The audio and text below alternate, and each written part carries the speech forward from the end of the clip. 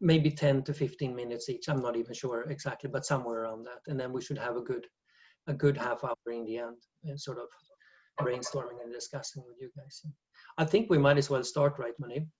Sure, I think so. Yeah, and I think I assume if people are coming in, they'll be able. Yeah, to... there might be a few more names, but yeah, I think So yeah, just very quickly, if people are okay for us to record, or like, and yeah, perfect. And if not, just let me know, because the recording is on now, just so we can use it. So yeah, without really further ado, as Gustaf said, I'll maybe speak very briefly, maybe for 5 to 8 minutes, about prey surveys in general, post which Gustaf will speak about threats, and then we can have a bit of a discussion. I will quickly share my screen, which I assume people can see now. Yeah, great. So yeah, a little overview about sort of ungulate surveys within the context of PAWS. Starting off, all of you know this, but a little bit of context as to why monitoring ungulates in general might be important. There's literature that I'm keeping this a bit specific to snow leopards, but one can always broaden this to other fields, perhaps carnivores in general. Ungulates are key determinants of snow leopard population. There's studies that show that. But at the same time, they have influence on vegetation structures, nutrient cycling, so sort of impact on the sort of lower trophic levels and the upper trophic levels. And just a term that I personally use, and it's nothing, and I wouldn't necessarily quote this, but this I call them the ecological fulcrum, so sort of the middle point in an ecosystem, because they impact both the predators but also the vegetation. So they're extremely important.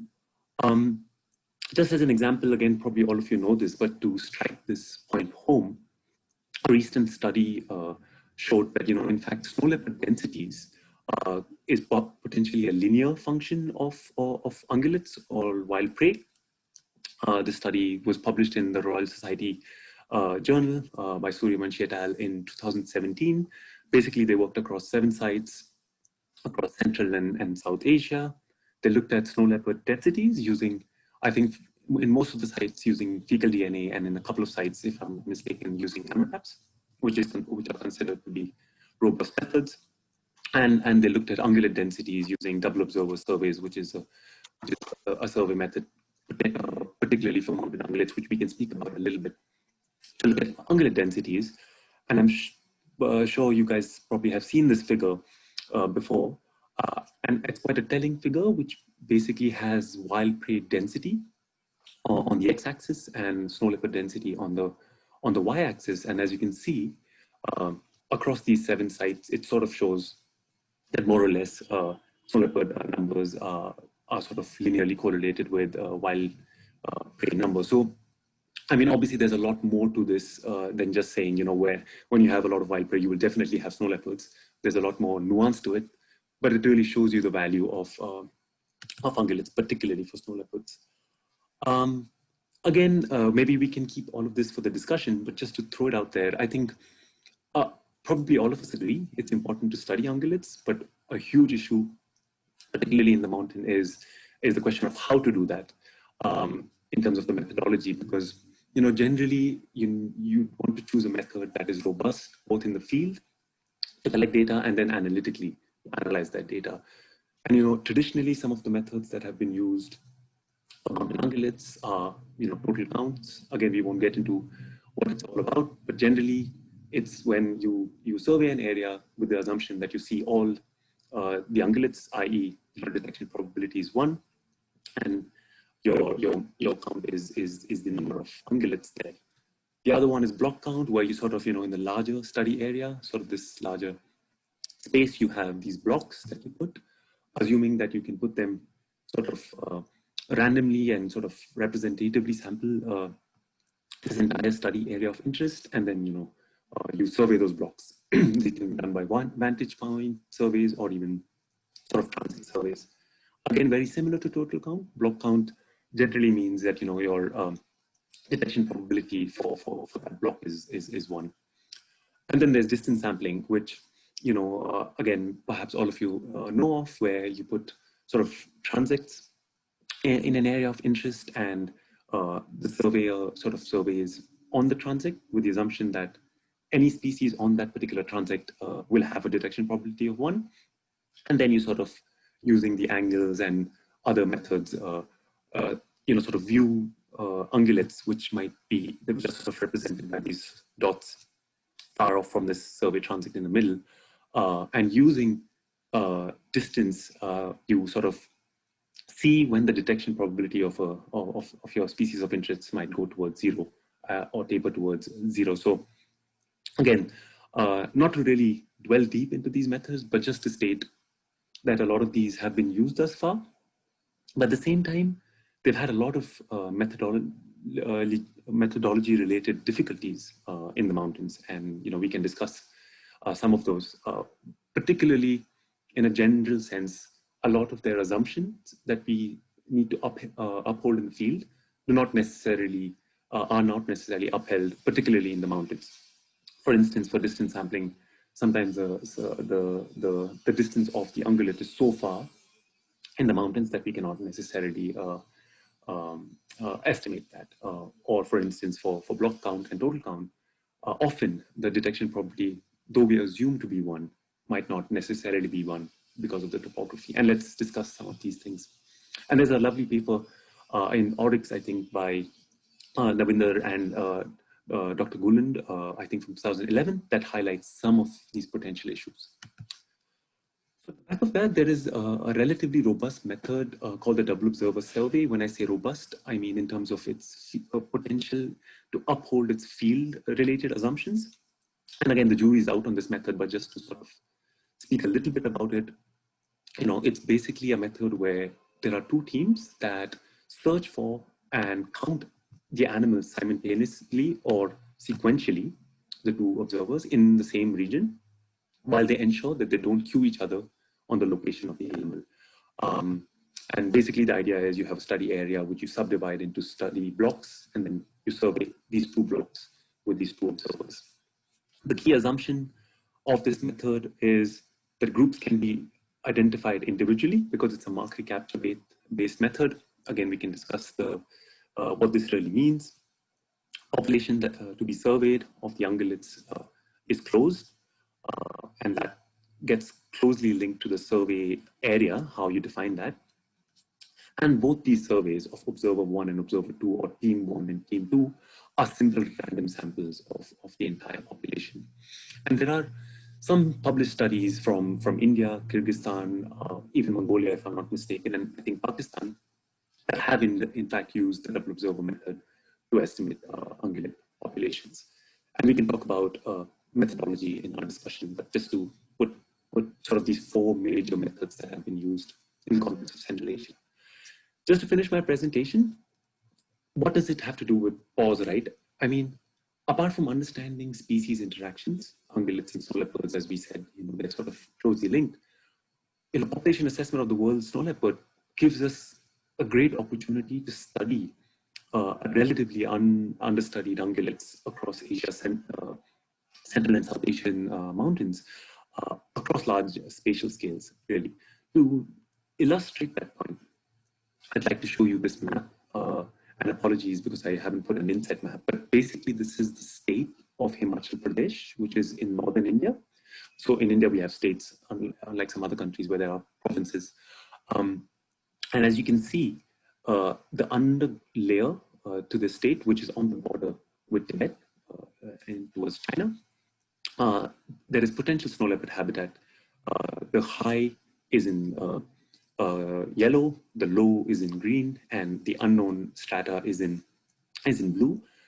So we got this information from an occupancy survey that we did. On top of that, across 3 years, we sampled across 10 sites for snow leopards using camera traps, and those you can see with the red dots. So those are camera trap locations. So and sort of the polygon around each is one study area. For instance, this is Miyar, this is Baga, Chandra, so on and so forth. And each study site was between, I think the smallest one was about 400 square kilometers, and I think the biggest one was just about 1,000 square kilometers. So while we did the camera trapping, we also did ungulate surveys across these areas. It gave us a sense of not only how many snow leopards are there in these regions, but also gave us a sense of, how many wild prey particularly for us, blue sheep and ibex are in these areas. So, you know, it's sort of killed two birds with one stone, that not only updates status of these wild ungulates, but has also given us a lot of insight as to how, you know, with varying ungulate populations, they might be varying snow leopard numbers. So yeah, just to give you a real life example. And I'll stop there because I hope this sort of gives a bit of taste as to why ungulates are important and how we might study them. And it'll be great to now Gustaf will speak a bit about threats, and then we can just have a general discussion. So I'll stop sharing with that, Gustaf, and over to you. Okay, great. And thanks, Munib. That was awesome. And now I hope you can see my screen. Yeah.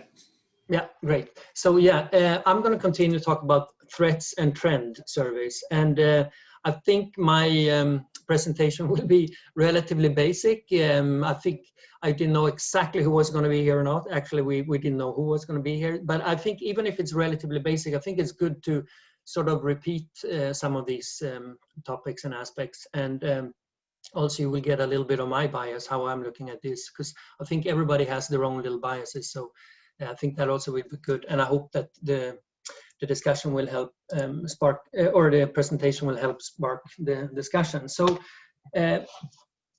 threats and trends, knowledge about threats and trends, as you all know, they're crucial for our understanding of a species or a population or a system. And really, most of what we do is related to knowing the numbers, the distribution, and the threats. If we know these things, we know a fair bit about our population. But of course, if we have knowledge about the trends or how things are changing over time, you know, how the population size, how the distribution, and how the threats are changing over time, of course, we have a lot more information. So, you know, looking at things such as, are they going up? Are they going down? Are they remaining the same? Are things getting better or worse?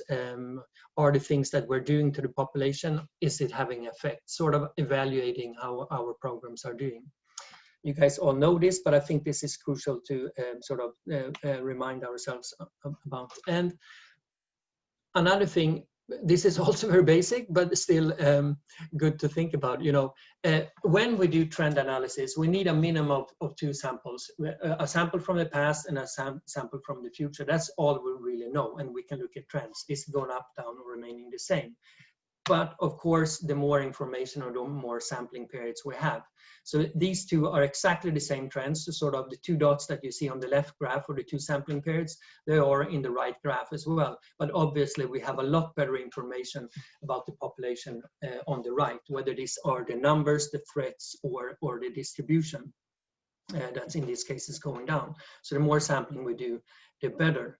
Then, of course, the obvious question is, if knowing trend is so much better, or I shouldn't say so much better, but if it's better, why don't we always look at trends? And of course, we all know that the answer to this question is that we seldom have access to historical data. And that's the challenge.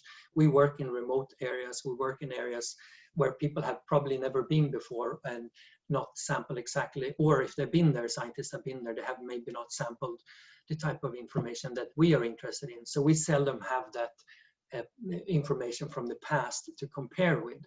So then that sparks another obvious question. If we don't have that historical data, are we sort of toast? Is there something we can do? And yes, one thing or one way of sampling when you don't have historical data is to do interview-based surveys, and that's something that a lot of us do. And that is not using the knowledge of the people that live in this area and spend a lot of time out on the lands. So using that knowledge, you don't have to look at historical stuff. You can look at, you know, what's happening today as well only. But you, of course, while you're there, you might as well also ask what was the situation in the past. And like every tool or every methods, there are pros and cons. So if we look at some of the advantages or pros of interview-based surveys, it is that it does allow us to sample large areas, which is a good thing. Usually we tend to have to use relatively small areas, but with interviews we can cover big areas and get a better understanding of how the patterns is varying over larger landscapes. It also does allow us to sample the past, like I said. And another thing that maybe not is so much for our sampling and our question of interest, but it is a good way to interact with people and create interest and sparking interest in what we're doing, creating better relationships, and also increasing the attitudes of the people in the area. Now, there are, of course, like any other methods, there are challenges. One big one is that memory change over time. In general, we tend to remember the present more than we do the past. So that is a challenge. If we have any kind of data to compare with, it's not going to be direct comparison, because then we could have used that type of data if we already had information. But if we can have any kind of control information to compare with, that is of course useful in this case. Another challenge with interviews is that how we ask the questions will affect the answer. Like if I would ask you, do you think the King of Sweden is a good guy? Most of you would say, yeah, he's a good guy. And if I would turn the question around and say, do you think the King of Sweden is an asshole? Then you would probably say, yes, he is. So it's really the same question, but I will get completely different answers depending on how I ask the question.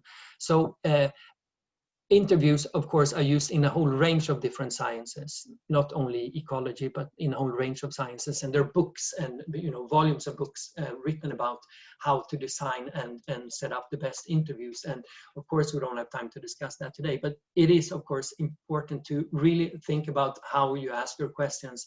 And the other thing is, if we're going to compare between two time periods or two different areas, we cannot change the question, because how we ask the question is going to, in part,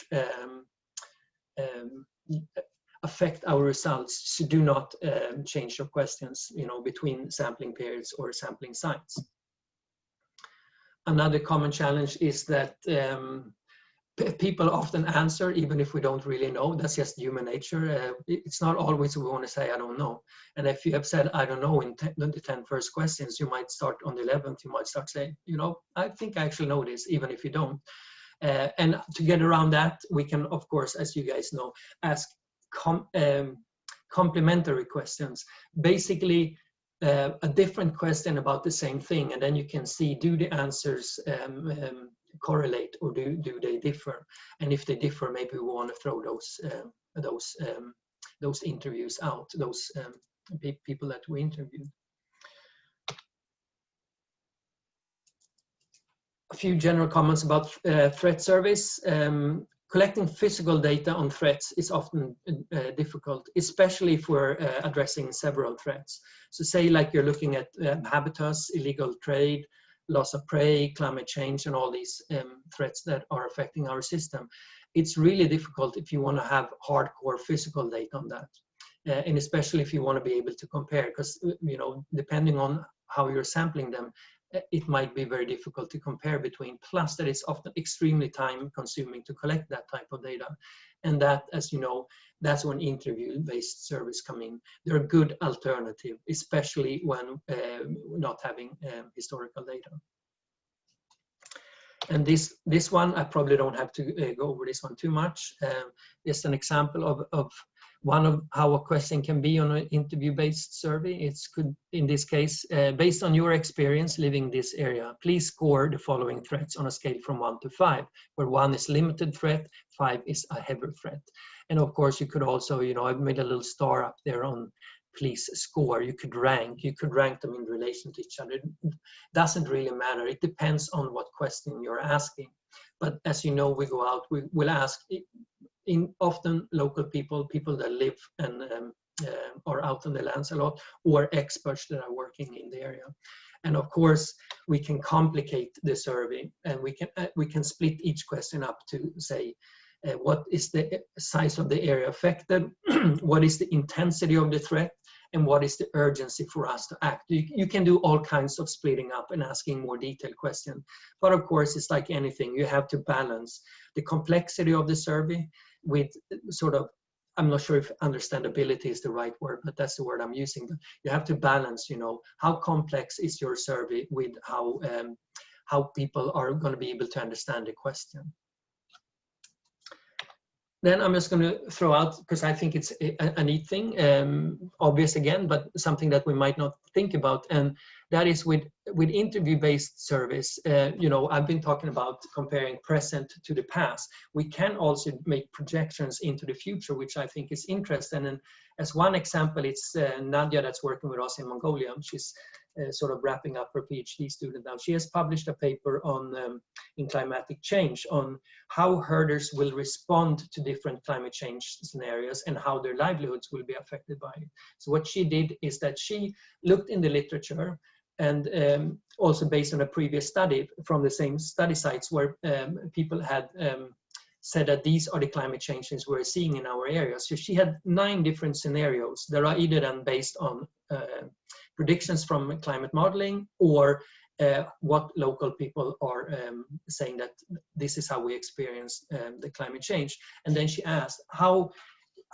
are you going to respond to these, both for your herding practices, and also how do you think that this is going to affect your livelihood? So that's quite interesting that you can actually also progress it into the future. And that's really all, just to sort of give you a quick background and to spark our discussion. And then just a quick summary is that knowing the numbers, the distribution, and the threats are crucial for our understanding of a species or system or population. And then knowing the trends, of course, how things vary over time. Is it going up? Is it going down? Or is it remaining the same? Or are things getting worse or getting better? Or does the actions that we do or like our programs, are they having an effect? That's, of course, even better than just have a one-time sample. And then interview-based surveys are a good tool for gathering information. But of course, you have to be aware of the potential biases and how to work around these. And with that, thank you. So we're just going to start the discussion now. And Munib and I has prepared a few questions. I'm just going to let them rest with you. But please start. But some of the questions to spark the discussion, and that's so far there has not been a lot of emphasis on prey and threat surveys by PAWS. What do you think PAWS should do to include these type of surveys, and what do you think are some of the challenges to do so? The other thing is, based on your experiences, what are the challenges that you have run into doing these type of services, or when wanting to do these type of services but haven't been able to do it? So what can PAWS do to include this more, and what are some of your experiences? And I just leave the slide up for 1 or 2 minutes, but please go ahead, and the floor is open.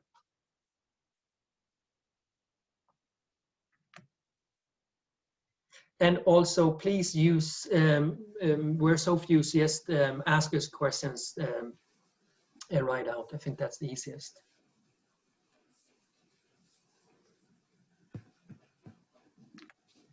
And then I can also just sort of ask, is there anyone, well, I know that, Shagsa, you have worked a lot with prey service. So what about the rest of you? Have you worked with prey service or threat service, or is that something that you are, in the work that you're doing, you're thinking of including?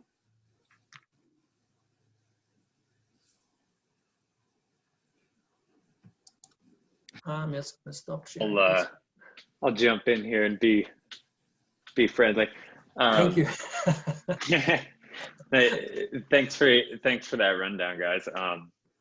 Yeah, I have definitely tended to be more on the snow leopard side of things, but as we all know, you can't really learn about a predator without without having to think about the prey too. But I actually, the reason why I joined this session was really the threat surveys part, which has been kind of an ongoing frustration for me, just kind of generally that you know, our information about threats to snow leopards, you know, we don't have collars on animals all over. Like, we don't have relative mortality data. We don't have certainly anything that would inform that at a spatial scale. So I've definitely been kind of frustrated with kind of the lack of attention to really understanding how threats are playing out, beyond just kind of a presence or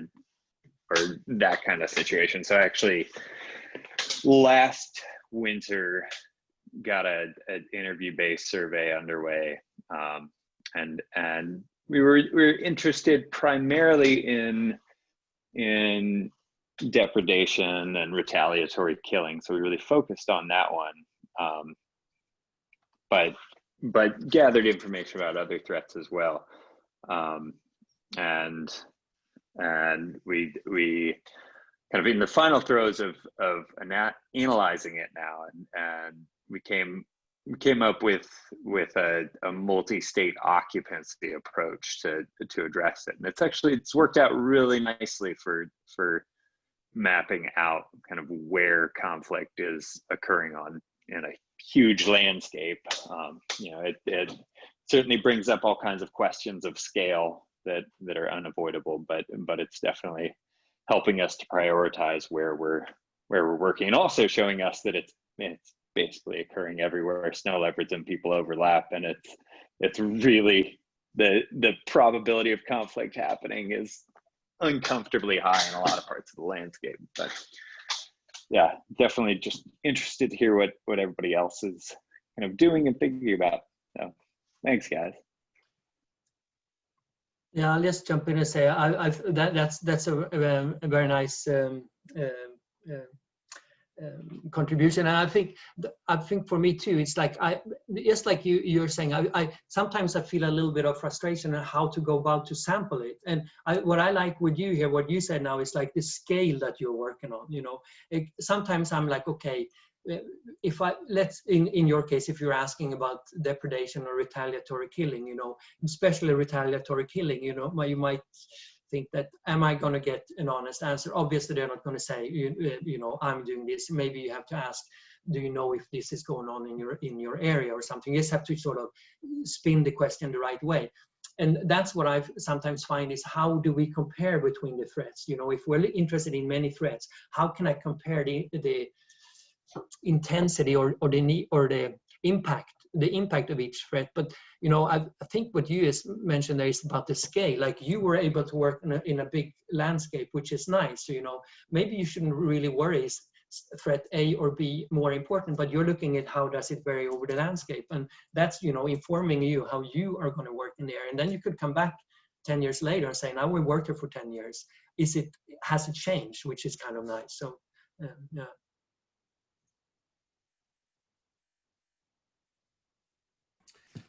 Thank you, Gustaf and Munib, for a nice presentation. Yeah, that was really nice. So one of the concerns I have with this prey survey is that they somehow need to be scaled up by the governments and the rangers. And what I realized was that this double observer method, or even distance sampling, is not really scale. I mean, you can't do the scale up, because it needs some sort of expertise, and it's very difficult to convince the people like rangers, which are usually not properly educated, to how to do that, and to convince them to follow the procedures. So I think that's a huge concern, and also for the distance sampling as well. So I have seen, for example, for my work on Persian leopard, so it's not very different from the landscapes you work on the snow leopards. So they are doing annual total count using fixed number of people every year for tens of years. It's not really robust, but I think that can tell them more or less where they are. So I think it's more or less should be fine for them. But for publishing a paper, you need to have some sort of confidence intervals and, you know, and measure of uncertainty. which that way is not really useful. So alternatively, so I did all this stuff for my PhD work when I was coloring the leopard and putting camera traps for the leopards. But eventually I decided it seems that it's not really useful. So what I did was to use not the total number or the estimate, but also the number of lambs and also the sex ratio.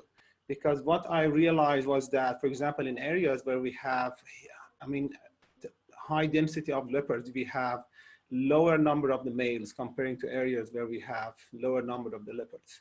So it seems that perhaps there is a pressure from predation on Urial sheep or Bezra goat, which I think they are more or less the same species in some areas you work.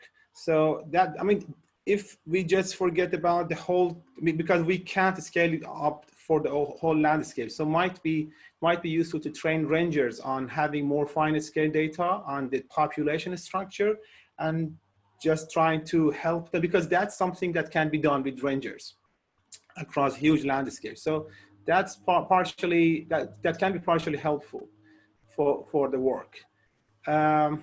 And in terms of the retaliation, that was like Shannon, I was really keen to find, because we have in one area we counted 35 leopards on camera traps, so it should be more. So I was thinking about, okay, a few numbers should be killed by people.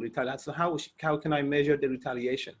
So through a good network of people, mostly rangers and also poachers, what I was able to find was to find about 40 cases of retaliation, but not for recent years, perhaps for the past 10, 15 years. And I realized that it's not convenient for people to ask, have you killed the leopard last week? But it was easier to ask them, have you killed, or do you know any record of the past 3 years or 4 years? Obviously, we can't verify the carcass because there's no carcass left, the skin is gone. So the verification is difficult. But it seems that, at least for me, it looked that, okay, we are perhaps losing 2-3 leopards per year to retaliation. And if we have 35 leopards or more, that's not too much. So it seems that it's not a huge problem. So obviously it's not good for publishing a robust paper, but it gives an idea about where we are in terms of putting the conservation money and efforts to direct, the way forward. Yeah. Yeah, just if I can quickly jump in. Thanks, Mohammed. That's so true, and so nice to hear the whole issue of scale as well. I thought it's so an appropriate time to sort of just quickly share some of my experiences. So when I started working almost like 4 or 5 years ago, we were concentrating the prey surveys using Double Observer in just one of the 10 landscapes that I showed, and I completely agree. I mean, it's such a intensive method, right? You have to understand, you have to walk transits and so on and so forth. What we realized was really effective for us to scale it up to the 10 sites that I showed was a bit of mix between a core team that has a lot of experience in these surveys. So this core team, they had been doing these surveys for about 8 to 10 years. I mean, we don't always have that luxury, right? But just to share what we had. So that core team was there. And what we would do is we would put cameras in these other landscapes, generally around July, because of the season time. And from July, they would be out for 60 days. And then we would do a mix of training with local, in India, we have the forest department, which is a wildlife department, and certain local people who are interested or hired local people. And that mix really helped us sort of do these sort of sites across, which is one potential way of looking at it. That's one thing I wanted to say. The second point I think was very interesting about what metric do we want? Like, sometimes we're all gung-ho about, okay, we want populations. At the end of the day, I think what we need to ask ourselves is, what are we looking for? What's the larger level question, and what is the metric to answer that? So very quick example, again, from Northern India, that's in review right now. We looked at the entire population, entire distribution of Urial sheep in India, which is the Ladakh Urial for us, Ovis vigni. And we did a large-scale occupancy, which was interview-based and also survey-based, so kilometer transit-based. And then we had like a map of, Urial occupancy with across these areas. But then 2 relatively small areas, both for about 350 square kilometers, we did double observer surveys because, it was logistically possible. So rather than sort of, saying this is the number of Urial in India, we said, okay, these are the two main hotspots that we can concentrate after doing this large scale occupancy, which was mixed with a bit of threat survey. So I think you're spot on. You know, scale is an issue, but I think it's important to ask ourselves, you know, what is the metric we might be looking at. And just to sort of end my point, what was also interesting in hindsight, we found for the Uriel, both the population, the density was very similar across very similar areas, but in one particular population, the group size was much bigger than the other. And there might be some potential effect of hunting because that one site has poaching, whereas the other doesn't. I mean, I'm obviously extrapolating a lot. So in that case, you know, the group size also becomes quite important. Just to say, I think it's important to think about what do we really want across, you know, things. But yeah, these a couple of things have really helped us scale a little bit. Yeah. Okay, thank you, Gustaf and Munib. And I think, to me, I think I have just little experience on distribution and population trends in Mongolia, and distribution, it's okay. I did distribution of IBX and Argali in Mongolia using occupancy framework, but I'm not sure it's occupancy is suitable or not, but it's little difficult to do data analysis. It's many people are not agree occupancy survey, and why did you? Because of maybe I think same species has different home range size or different like habitat use in different landscape in Mongolia or in India or in Kyrgyzstan or something, and that's why maybe it's little difficult. And trade survey, I'm not sure. Maybe, yeah, I don't have any experience on that.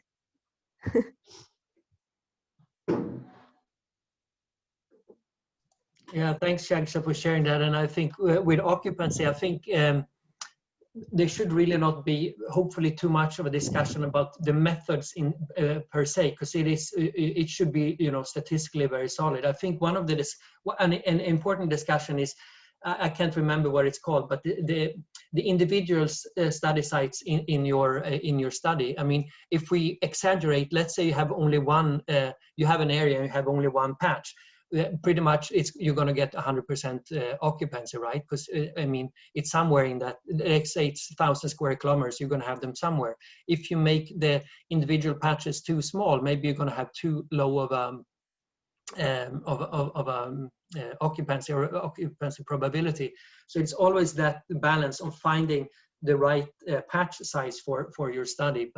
But that's very interesting. And yes, to share with others, I'm working with Chugs, and it's nice to see. I think your paper on occupancy is soon going to be available for everyone else to sort of to learn about your work. So it's a good paper coming out soon, I think.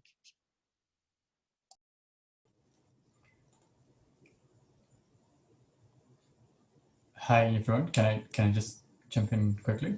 Yeah. So hi, my name is Martin. I am coordinating the Central Asian part of the Vanishing Treasures project, which is run by UNEP. I'm hearing the discussions about the methodologies and how to get to this additional data through interviews and additional fieldwork. And I was wondering, actually, Munib, to the point that you made, what we need to keep in mind, what are we after? Why are we getting this information? And part of that is, at least in the Vanishing Treasures program, one of the main things is that we want to find out first where are the hotspots for human-wildlife conflict, and what is the process behind these conflicts, as in what is the reason why there is retaliatory killing, because they are predating on the livestock, but what's the reason behind that they're predating on the livestock? Is it because there's too much livestock, or is it because there is too few prey species, and if wild prey, and if how do they link? And so an additional focus, which so far I haven't heard in a discussion, for me could be, what is this interaction between wild prey and livestock? But that would mean that in these interviews that we're doing and in these more technical surveys, that we don't just look at a wild prey, but or we don't just ask for data on snow leopards, but we also ask data on, okay, where do you have your livestock? How much livestock do you have? Where do they roam? At which part of the year? And these kind of questions, and or even if we really want to go very technical, in the sense that we, for example, set up exclusion plots for vegetation and measure the productivity in a certain area, so we can get an estimate of how much grazing a certain area can sustain, and how it can be split up between prey species and livestock. So I think this, as this session is about this complementary surveys, I think part of these potential surveys should be considered, I think, as well, to get additional information on identifying and quantifying the threat to the snow leopard.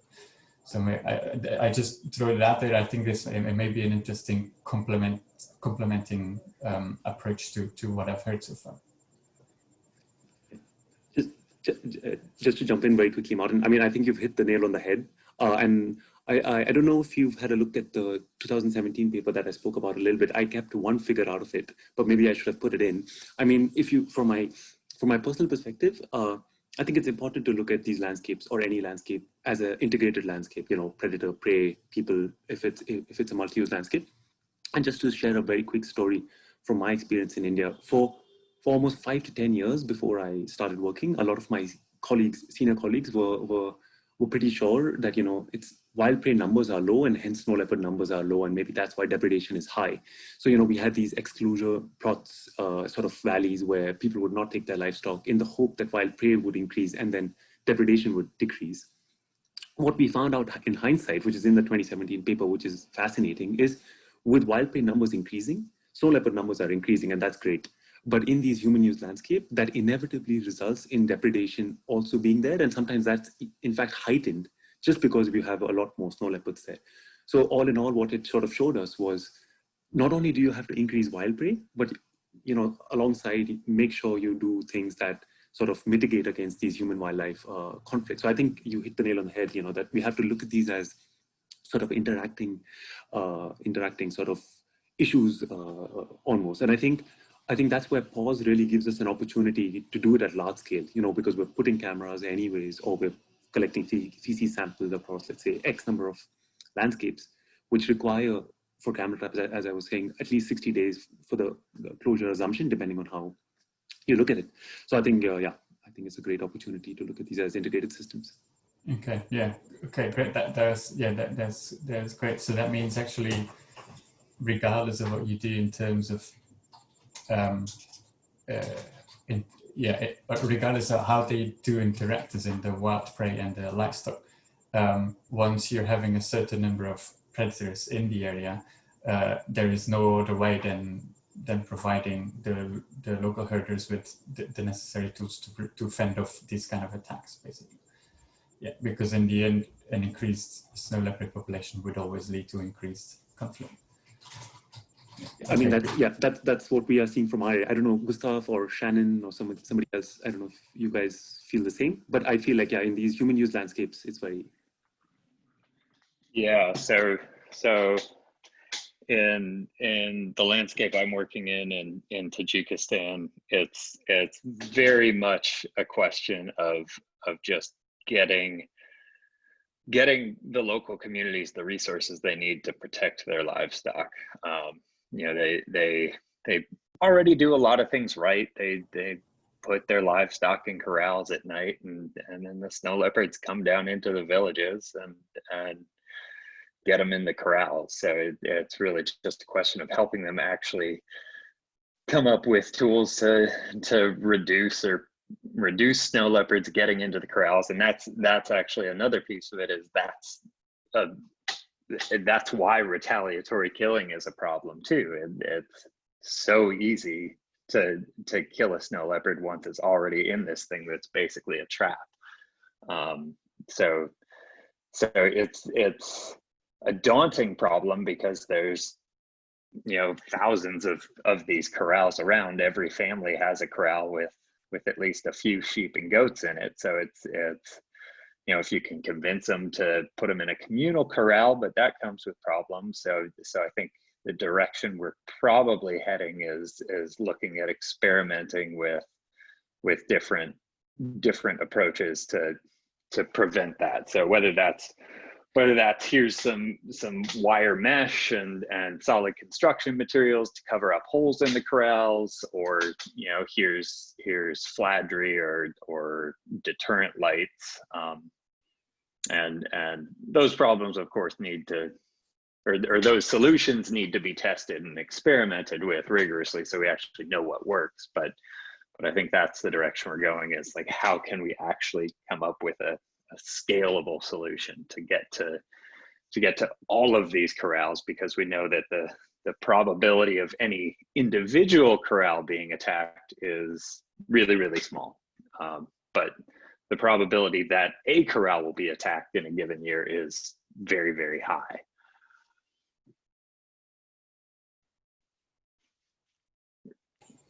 What's the spread of potential interventions in this setting in terms of a corral?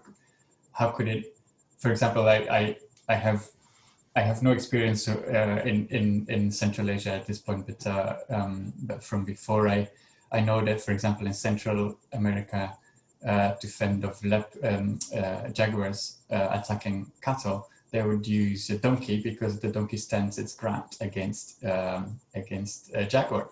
And I was wondering if there is anything similar that could be used in this setting. I don't know. I have no experience. I'm just kind of, you know, shouting out ideas.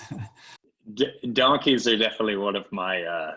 They're something I really hope we can try out, because they're readily available, and if we can kind of introduce the practices that are, like, I know that you need to raise the donkey with the herd, and it's not as simple as here's a donkey, everything's fixed. But I definitely like that donkeys don't come with some of the baggage of dogs, which I think tend to increase problems rather than solve them.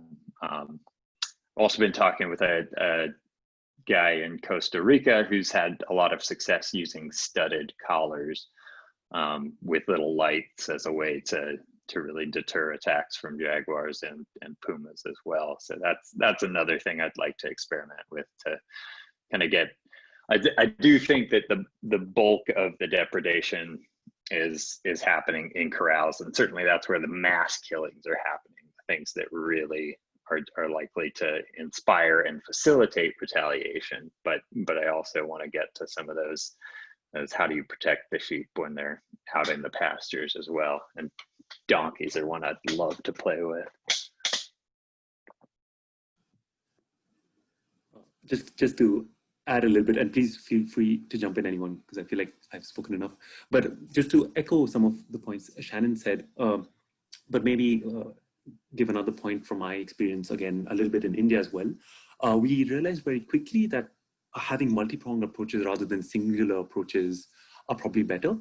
And I think when we say better, there's two metrics of how we define better. One is literally in terms of reducing livestock depredation and in turn retaliatory killing, but sometimes even attitudes in terms of how people perceive the predator, be it fear and so on and so forth. So I think looking at both those scales is quite interesting and important. The second point I think is a bit of more complicating point. What we find is, especially in Ladakh, which is another region in North India, depredation is a multi-factorial thing. So it's not only snow leopards depredating, there's wolves depredating, and there's feral dog depredating potentially as well. Even lynx in these areas sometimes. So it's very hard to actually get to what is the root of the problem. Sometimes people might easily be like, okay, yeah, it's snow leopards, but it might have been a feral dog, for instance. And then, how do you compensate for that in terms of the governance structure becomes a bit of an issue. So I think what I'm trying to get to is, while people know a lot, and they know more than probably all of us combined, there is scope for some sort of betterment of understanding of some of these things. What does a feral dog attack look like? Can it be distinguished, for instance, from a snow leopard kill? What would one do in those circumstances? Because I think, at least from Ladakh, I think a lot of the killing, I won't be able to put a number to it, is from feral dogs, because just the number of feral dogs is so high. So that's an issue we cannot run away from. But then when you start compensating people, sometimes people say, okay, feral dog, we cannot compensate for, right? Because it becomes an issue of like wildlife versus non-wildlife. So something to really think about from the threat side as well.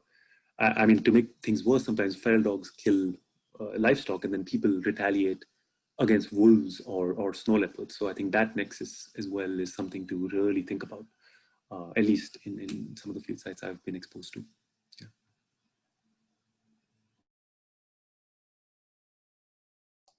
Yeah, maybe I'll just jump into then. Like you were saying, let's say where our key target species is snow leopards, but like we might have to work with reducing the losses in general, because it's gonna just risk the overall probability of retaliatory killing. So that is an important and interesting comment. So.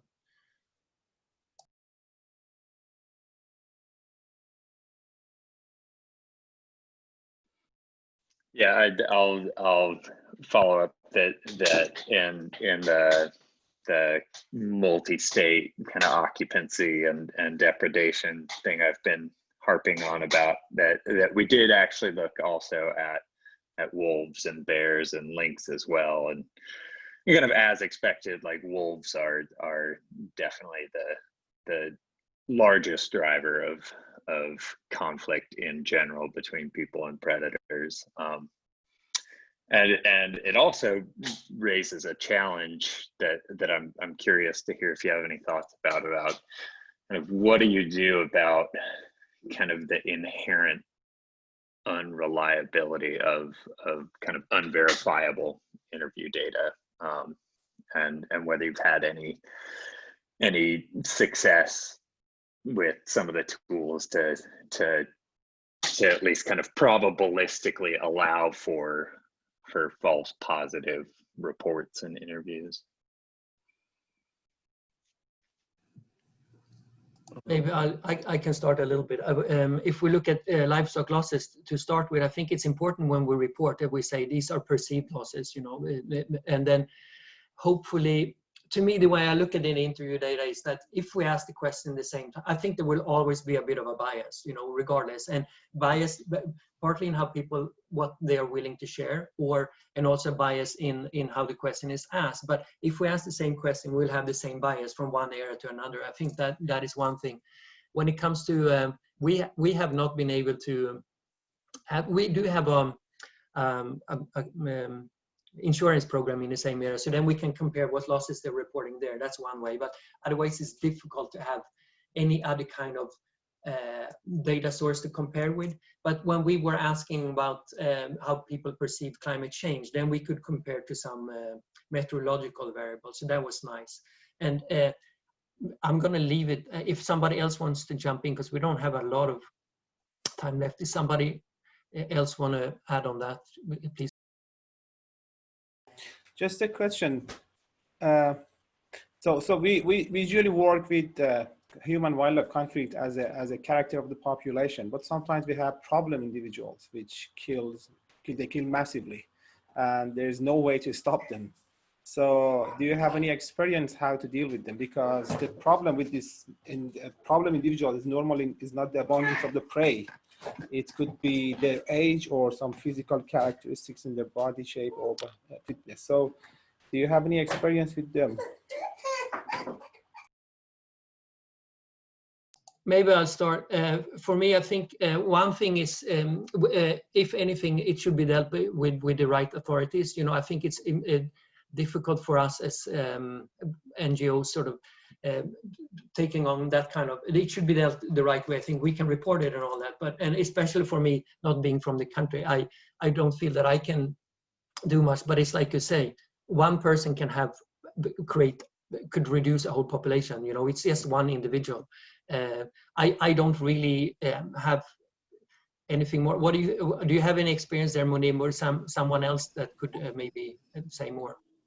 I can say something very quickly. I mean, the short answer to your question, Mohammed, from my side is no, because we don't really have individual characteristics. But what we know from from my colleagues, but in other systems with common leopards and with bears, and I think that's happening a little bit with snow leopards in India, is when there's conflict, people are starting to translocate them because they feel like, okay, this is a conflict animal just because that animal was caught, let's say, in that moment of time, and that's actually leading to more conflict.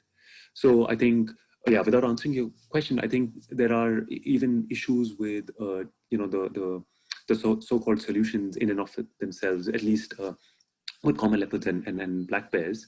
But yeah, I don't the direct answer. I don't know about problem individuals much.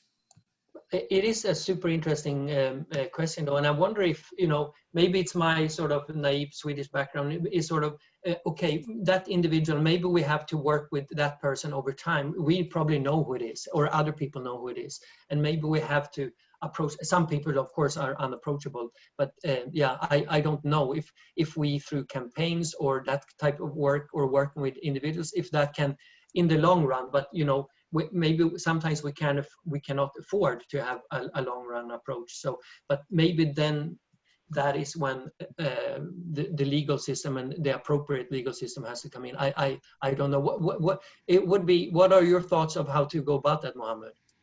So in terms of problem individual, I just wanted to make sure that we are not confusing between the predator and humans. So I'm talking about the problem individual of leopard or snow leopards. So yeah, so an individual. Okay. Yeah, so an individual which is killing unproportionate number of livestock. So it can. So I was engaged in 2 cases. One, I mean, or even 3. So one of them was a pretty old male, just at the border with Turkmenistan, and he killed 15 dogs, 1 dog per week. And eventually he started to attack people. People were just curious about what he's doing, approaching the leopard when he killed the dog, and then the leopard just pushed back the people and caused injuries. So we had 2 options. One was the people wanted to kill him. Alternatively, we had to capture him. So we did the second option, obviously. So we captured the leopard in a week, and he was, and when we found that there's no teeth left, he was in bad situation. There was no way to translocate to somewhere else because he could start the same thing. So eventually we brought back this leopard back to a rehabilitation center in Tehran, which we did do, and then eventually he died in a few weeks. So that was one case, but I mean, we just postponed the death. But at the end of the day, the problem was solved for people, because it was not, when we first went to the village, people were just, everyone was worried and afraid. So, but the second one was a leopard, which was colored, one of my leopards, and he was again an old guy, and he killed 15 dogs and sheep in 6 months. And he was always among people, just outside of the national park, living among people. The amazing thing was that nobody was able to see him. So we heard people claiming about that something is killing our animals, but nobody saw the animals. And he was pretty smart. So we never intervened in that situation, because we were seeing that the leopard is killing, I mean, based on the GPS color data, that the leopard is killing the dogs, but nobody was able to solve him. So we just let him just do whatever he wants. And people was blaming hyenas for that, and we told them, okay, keep blaming hyenas, at least, as long as it's not a leopard. So that was 2 cases. And the third one was another leopard, which we are now currently engaged at the border with Afghanistan. And this guy is living in a mining area. It's an iron mine field. And he has attacked or has been seen many times with people. But it seems that people are somehow can be educated, because you can somehow try to avoid these, casualties caused by the leopard, because most of the time the leopard is just seen as people trying to follow the animal. So I think every single situation has its own solution. That's my experience from the work I do. But sorry for the confusion. And thanks for the clarification. I think another interesting question is when we have problem individuals among people, illegally removing animals, but that's a separate issue. But I've read, we had, and I know Shannon, and there's been a bit of a discussion about snow leopards with one eyes, and we have had one or we have one in Mongolia currently, and I think Shannon has had some in his work in Kyrgyzstan. And we were worried that she was going to be what's called a problem animals, you know, but she actually so far is, from the studies we've done, has been preying on the same type of or has had as much wild prey as the other animals. And I read up a little bit on it, and you know, there's quite a bit of papers about problem animals, and I think the general consensus is that there's more problem situations than problem individuals, like Munib was saying. Like if you remove the animal, a new one is going to come in. If you don't do anything about the problem is going to remain. But of course you can have problem individuals, like old animals and stuff like that. So yeah. Did you have something to add there, Shannon? Oh, I was just going to say, to kind of flip it back around, I tend to think of kind of those individual specializations and problem animals as something that is going to emerge from a population predictably, even if we don't know kind of which animal at what time and where.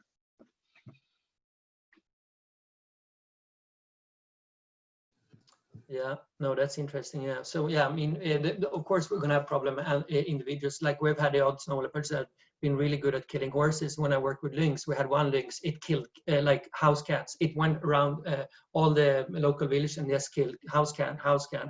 So that one had found out a thing that worked for him. So, but in general, you know, there is often problem situations, so we have to work with those as well. You know, like you said, perhaps Shannon, it could be somebody has a really poor corral. Well, until you fix that one, it's that one is going to be broken in a lot. So yeah, and a very quick subtle point as well, not a solution again, but sort of hopefully a better place than a bad one, was again from Western India, again not a snow leopard landscape, but a common leopard landscape, where a few friends showed us that actually sometimes, even though depredation was occurring, there was a change in retaliation, and a lot of the change in retaliation from being there to not being there was a function of local NGOs and forest government authorities having sort of a more positive relationship with the locals, where, you know, a depredation event would happen and you would be on the spot as soon as possible to listen to the issues that people had.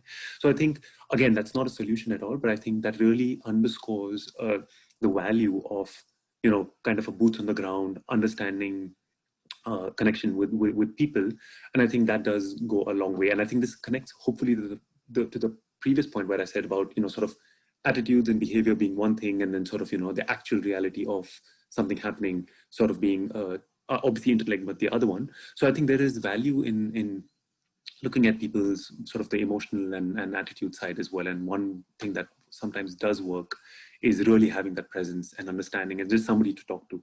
Again, it's a case study from Western India. Don't know how it translates to different cultures and different contexts, but yeah, something to keep in mind.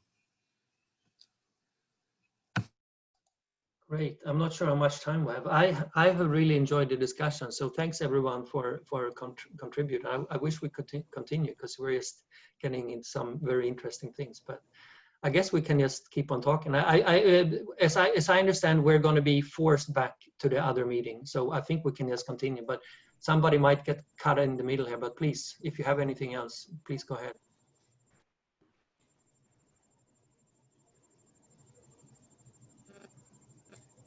Right, nothing in particular from mine. I think also it was a very interesting discussion, and I'm just sorry I missed the first few minutes of Munib's presentation because I was having technical issues with them letting me into the room.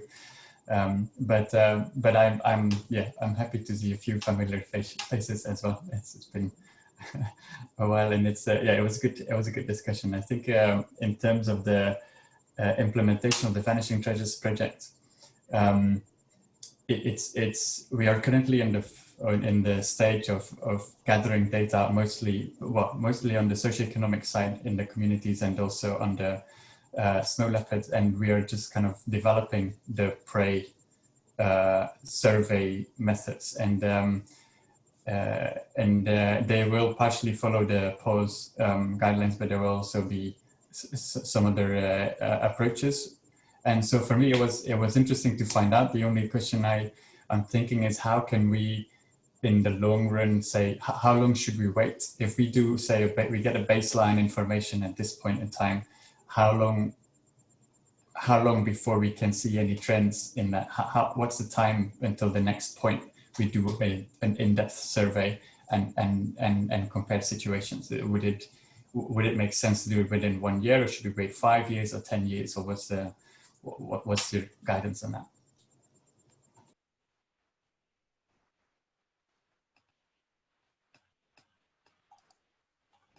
I did miss a little bit of that question. Or could you jump in there, Munib, because I was typing.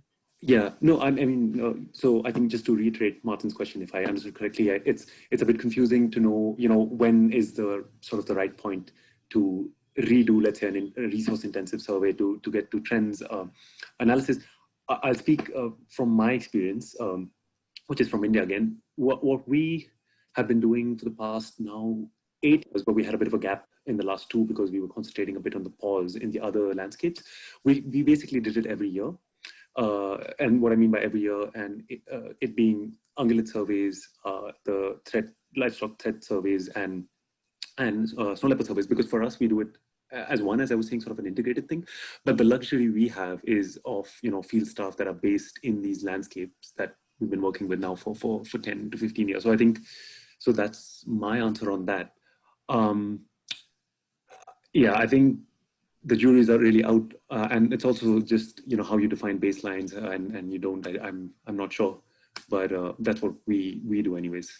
Yeah, but I think the limitation usually being obviously the resources available, so that's a yearly survey series may not everywhere be possible. So then I guess that would mean just kind of looking at a maybe 3-year interval, or maybe a 5-year interval or something like that.